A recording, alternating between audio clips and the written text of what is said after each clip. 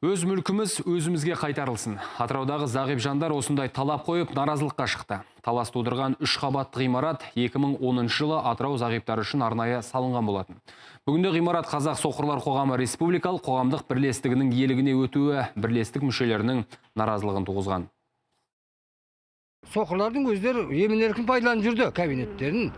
Өнерпаздар өнерлерін көрсетіп, спортсмендер келіп, басқа сүйіркелесіп әңгімелесіп сөйтіп жүрді. Ал қазір енді бәрін аналар документ алып кетті, бәрін жалдап қойды. Ақшаның бәрі жылына, айына 1.200.000 теңге осыдан түскен аренда Астана тікелей кетіп жатыр. Бұнда бухгалтерия жоқ.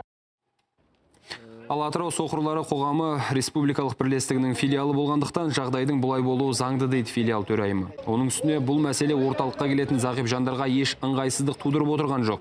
Үйірмелерде, демалыс бөлмелерде бәз-баяқ қалпында. Бөлмелерді жалға беруден түскен қаражат та астан асқанмен бәрібір Атыраудағы орталыққа жұмсалады екен.